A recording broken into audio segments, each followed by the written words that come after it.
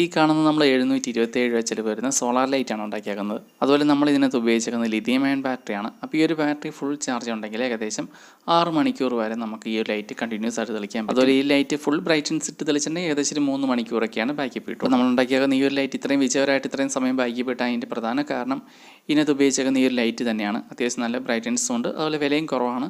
ഒരുപാട് സമയം ഇതിനെ ഉണ്ടാക്കിയെടുക്കാൻ വളരെ കുറച്ച് സാധനങ്ങൾ മാത്രം. അതുപോലെ ഞാൻ ഈ ഒരു രീതിയിൽ ചെയ്ത് ഏകദേശം 5 ദിവസം ഉപയോഗിച്ച് നോക്കിയിട്ടാണ് ഈ ഒരു വീഡിയോ ചെയ്യുന്നത്. അതുപോലെ നിങ്ങൾക്ക് ഈ ഒരു രീതിയിൽ ചെയ്തെടുക്കാൻ എന്തെങ്കിലും സംശയങ്ങളോ കാര്യങ്ങളോ ഉണ്ടെങ്കിൽ നമ്മുടെ ചാനലിൻ്റെ എബൌട്ടിൽ നമ്മുടെ കോൺടാക്ട് ഡീറ്റെയിൽസ് ഉണ്ട്, അല്ലെങ്കിൽ നമ്മുടെ മെയിൽ ഐ ഡിയും ഈ ഒരു വീഡിയോയിൽ കൊടുത്തേക്കാം. അതുപോലെ ഞാൻ ഇവിടെ ഉപയോഗിക്കുന്നത് 9 വോൾട്ട് 3 വാട്ട്സിൻ്റെ സോളാർ പാനലാണ്. ഈ ഒരു സോളാർ പാനൽ 255 രൂപയാണ് ആയത്. ഇതുപോലുള്ള സോളാർ പാനൽ വഴി നമുക്ക് ലിഥിയം അയൺ ബാറ്ററി ചാർജ് ചെയ്യണമെങ്കിൽ ഈ കാണുന്ന പോലെ ചെറിയ ചാർജിങ് മൊഡ്യൂൾ ബോർഡ് കൂടി വേണം. അതുപോലെ നമുക്ക് ഈ ഒരു ലിഥിയം അയൺ ബാറ്ററിയിൽ നിന്ന് 3.7 വോൾട്ടാണ് കിട്ടുന്നത്. അതുപോലെ നമ്മൾ ഉപയോഗിക്കുന്ന ഈ ഒരു ലൈറ്റ്, അപ്പോൾ ഈ ലൈറ്റിൻ്റെ ഉള്ളിൽ വരുന്ന ബാറ്ററി 3.7 വോൾട്ടിൻ്റെയാണ്. അതുപോലെ നമുക്ക് വേണമെങ്കിൽ ഈ ഒരു ലൈറ്റ് ഓപ്പൺ ചെയ്തിട്ട് ഇതിൻ്റെ ഉള്ളിൽ വരുന്ന ബാറ്ററി റിമൂവ് ചെയ്ത് കളഞ്ഞിട്ട് നമുക്ക് ഈ സോളാർ പാനൽ വഴി ചാർജ് ചെയ്യുന്ന ബാറ്ററിയുടെ സപ്ലൈ എടുത്ത് കൊടുത്താലും മതി. അങ്ങനെ ചെയ്താലും ഈ ഒരു ലൈറ്റ് നല്ല രീതിയിൽ വർക്ക് ചെയ്യും. അപ്പോൾ നമ്മുടെ വീഡിയോ കാണുന്ന എല്ലാവർക്കും ചിലപ്പോൾ ഈ ഒരു ലൈറ്റ് ഓപ്പൺ ചെയ്യാനോ അതൊക്കെ ബുദ്ധിമുട്ടായിരിക്കും. അതുകൊണ്ട് നമ്മൾ വേറെ രീതിയിലാണ് ഇന്ന് ചെയ്ത് കാണിക്കാൻ പോകുന്നത്. അപ്പോൾ അങ്ങനെ ചെയ്യണമെങ്കിൽ നമുക്ക് ഇതുപോലുള്ള പവർ ബാങ്കിൻ്റെ ബോർഡ് കൂടി വേണം. അപ്പോൾ ഇതുപോലുള്ള പവർ ബാങ്കിൻ്റെ ബോർഡുകൾ പല റേറ്റിലുള്ളതുണ്ട്, 80 രൂപ മുതലുള്ളതുണ്ട്. ഞാനിവിടെ ഉപയോഗിക്കുന്നത് ഈ ഒരു ബോർഡാണ്. അപ്പോൾ ഈ ഒരു ബോർഡിന് 120 രൂപയാണ് ഈ ഒരു പവർ ബാങ്കിൻ്റെ ബോർഡിന്. അപ്പോൾ ഈ ഒരു ബോർഡ് വാങ്ങിയത് തൊടുപുഴ ഹൈടെക് ഇലക്ട്രോണിക്സ്. നമ്മൾ ഈ ഒരു സോളാർ ലൈറ്റ് ഉണ്ടാക്കാൻ വേണ്ടിയിട്ട് ഈ ഒരു പവർ ബാങ്ക് ഉപയോഗിക്കുന്നത് വേറെ ഒന്നിനും വേണ്ടിയിട്ടില്ല. നമ്മുടെ 3.7 വോൾട്ടിൻ്റെ ബാറ്ററിനെ നമുക്ക് 5 വോൾട്ടാക്കി മാറ്റണം. അതുപോലെ നമുക്ക് USB ഔട്ടും വേണം. ആ ലൈറ്റിന് ചെറിയൊരു ചാർജിങ് കേബിൾ വരുന്നത് USB ഔട്ടാണ്. അപ്പോൾ നമുക്ക് കുറച്ചും കൂടി എളുപ്പമുണ്ടായിരിക്കും നമുക്ക് ഉപയോഗിക്കാൻ വേണ്ടിയിട്ട്. അതിന് വേണ്ടിയിട്ടാണ് നമ്മൾ ഈ ഒരു പവർ ബാങ്കിൻ്റെ ബോർഡ് ഉപയോഗിക്കുന്നത്. അതുപോലെ ഈ ഒരു പവർ ബാങ്കിൻ്റെ ബോർഡിലെ LED ഡിസ്പ്ലേയിൽ നമുക്ക് ബാറ്ററി എത്ര ശതമാനം ചാർജ് ആയെന്നും എത്ര ശതമാനം ചാർജ് ഒക്കെ ഉണ്ടെന്ന് നമുക്ക് കറക്റ്റായിട്ട് അറിയാൻ പറ്റും. അപ്പോൾ നമുക്ക് ഇത്രയും സാധനങ്ങളാണ് ആവശ്യം. അതുപോലെ ഈ ഒരു ലൈറ്റിന് എനിക്കായത് 122 രൂപയാണ്. ഞാൻ ഫ്ലിപ്കാർട്ടിൽ നിന്നാണ് വാങ്ങിയത്. അതുപോലെ ഞാൻ ഈ ലൈറ്റിങ്ങനെ ഉണ്ടാക്കി കാണിക്കുന്ന ഒരു വീഡിയോയ്ക്ക് വേണ്ടിയിട്ട് മാത്രമായിട്ടല്ല, വീട്ടിൽ സ്ഥിരമായിട്ട് ഉപയോഗിക്കാനും കൂടി വേണ്ടിയിട്ടായതുകൊണ്ട് ഈ കാണുന്ന രീതിയിലൊരു ബോൺസിലാണ് ഇതെല്ലാം സെറ്റ് ചെയ്തെടുക്കാൻ പോകുന്നത്. അപ്പോൾ ഈ ഒരു ബോൺസിന് 40 രൂപയാണ്. അതായത് നമുക്ക് ഇലക്ട്രിക് ഷോപ്പിലൊക്കെ ചോദിക്കുവാണെങ്കിൽ, ഇതുപോലത്തെ വയറിങ് സാധനങ്ങളൊക്കെ കിട്ടുന്ന ഷോപ്പിൽ ചോദിക്കുവാണെങ്കിൽ ഇതുപോലത്തെ പ്ലെയിൻ ആയിട്ടുള്ള 4x4 ബോക്സ് കിട്ടും. 4x4 ഉണ്ട്, 6x4 ഉണ്ട്, അല്ലെങ്കിൽ 8x4, അങ്ങനെ പല അളവിലുള്ള പ്ലെയിൻ ബോക്സ് നമുക്ക്. അതുപോലെ ഈ ഒരു ബോക്സിൻ്റെ ഫ്രണ്ട് കവറിൽ നമ്മൾ ചെറിയൊരു ഹോൾ ഇട്ട് കൊടുത്തിട്ടുണ്ട്. ഈ ഒരു പവർ ബാങ്കിൻ്റെ ഫ്രണ്ടിലെ ഡിസ്പ്ലേ പുറത്തേക്ക് വരുന്ന രീതിയിൽ.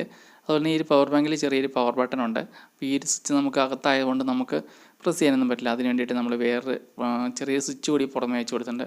അപ്പോൾ ഈ ഒരു സ്വിച്ചിന് 3 രൂപയുള്ളൂ. അതുപോലെ നമ്മൾ ഈ ഒരു ബോക്സിൻ്റെ ഉള്ളിൽ തന്നെയാണ് ബാറ്ററിയും ബോർഡെല്ലാം വെക്കുന്നതുകൊണ്ട് തന്നെ നമുക്ക് പാനലിൽ നിന്നുള്ള വയർ കണക്ട് ചെയ്യാൻ വേണ്ടിയിട്ട് ചെറിയൊരു ഫീമെയിൽ സോക്കറ്റും ഒരു മെയിൽ സോക്കറ്റും വെക്കുന്നുണ്ട്. അപ്പോൾ ഈ ഒരു സോക്കറ്റിന് പിന്നിനും 10 രൂപ വെച്ചാണ് നമ്മൾ ബാറ്ററി സോളാർ പാനൽ വഴി ചാർജ് ചെയ്യാൻ വേണ്ടിയിട്ട് ഉപയോഗിക്കുന്ന ചാർജിങ് മൊഡ്യൂൾ ഇതാണ്.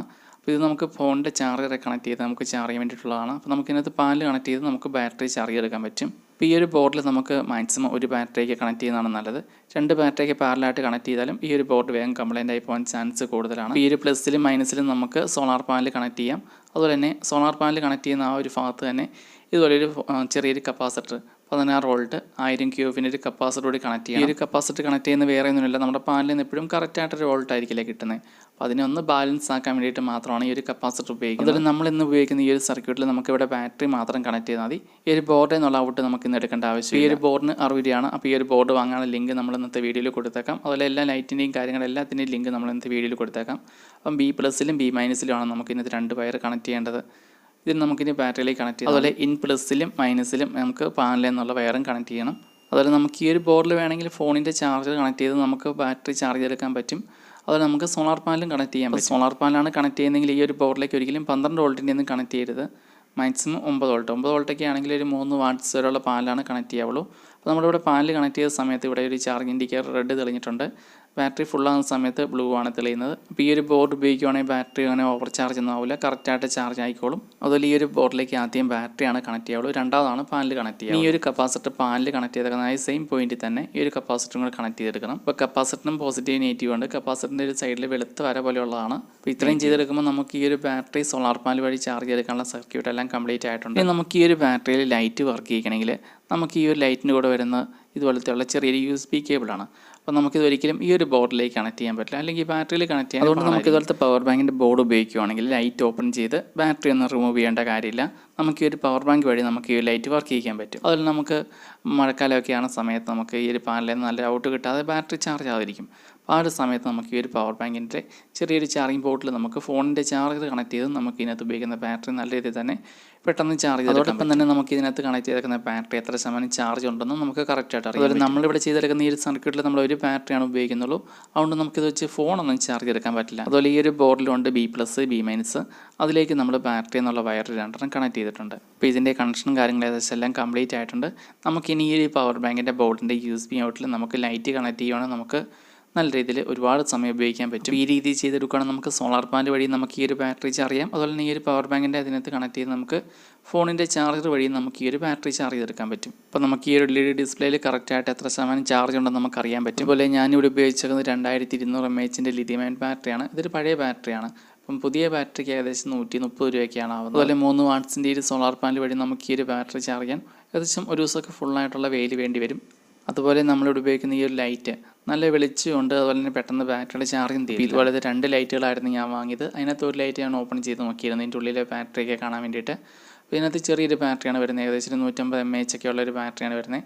അപ്പോൾ ആ ഒരു ബാറ്ററി പോലും അത്യാവശ്യം നല്ല സമയം ബാക്കി കിട്ടുന്നുണ്ടായിരുന്നു. അതുപോലെ ഈ ഒരു ലൈറ്റ് വർക്ക് ചെയ്യാൻ ഇതിനകത്ത് ഉള്ളിൽ ബാറ്ററി വേണമെന്നില്ല. നമുക്ക് അഡീഷണൽ ആയിട്ടുള്ള USB പവർ കൊടുക്കുവാണെങ്കിൽ ആ ഒരു പവറിലും ഈ ഒരു ലൈറ്റ് നല്ല രീതിയിൽ തന്നെ വർക്ക് ചെയ്യും. അതുപോലെ ഈ ഒരു ലൈറ്റിന് മറ്റൊരു പ്രത്യേകതയാണ്, ഇതിനകത്ത് നമ്മൾ ഒരുപാട് സമയം ലൈറ്റ് കളിച്ചിരുന്ന സമയത്ത് പതിയെ വെളിച്ചം കുറഞ്ഞു വരും. ബാറ്ററി സേവ് മോഡ് പോലെ, അതായത് തന്നെ ഓട്ടോമാറ്റിക്കായിട്ട് വെളിച്ചം കുറഞ്ഞ് ഒരു കുഴപ്പമില്ലാത്ത രീതിയിലുള്ള മീഡിയം റേഞ്ചിലുള്ള വെട്ടം കിട്ടും. അതുകൊണ്ട് തന്നെ നമുക്ക് ഒരുപാട് സമയം ഇതിനകത്ത് ഉപയോഗിക്കുന്ന ബാറ്ററിക്ക് നമുക്ക് നല്ല രീതിയിൽ ബാക്കി പോകും. അതുപോലെ ഈ ഒരു സോളാർ പാനലിൻ്റെയും അതുപോലെ ഈ ലൈറ്റിൻ്റെയും ഫുൾ ഡീറ്റെയിൽ ആയിട്ടുള്ള വീഡിയോ നമ്മുടെ ചാനലിലും കിടപ്പുണ്ട്. അതുപോലെ ഞാനിവിടെ ചെയ്തെടുത്താകുന്ന ഈ ഒരു രീതിയിലാണ് സോളാർ പാനലിൽ നിന്ന് വരുന്ന വയറിൽ ചെറിയൊരു പിന്ന് കണക്ട് ചെയ്തിട്ടുണ്ട്. ആ ഒരു പിന്നിൽ നിന്നുള്ള വയർ ഈ ഒരു രീതിയിലാണ് കണക്ട് ചെയ്തേക്കുന്നത്. നമുക്ക് സോളാർ പാനൽ സെപ്പറേറ്റ് ആയിട്ട് ഡിസ്കണക്ട് ചെയ്ത് മാറ്റാൻ എളുപ്പത്തിന് വേണ്ടിയിട്ടാണ് ഈ രീതി ചെയ്തേക്കുന്നത്. അതുപോലെ ഇതിൻ്റെ കണക്ഷനും കാര്യങ്ങളൊന്നുകൂടി പറയാം. നമ്മുടെ ഈ ഒരു ചാർജിങ് മൊഡ്യൂളിലെ ഇന്നിലേക്ക് നമ്മുടെ സോളാർ പാനലിൽ നിന്നുള്ള പ്ലസും മൈനസും കറക്റ്റായിട്ട് കൊടുത്തിട്ടുണ്ട്.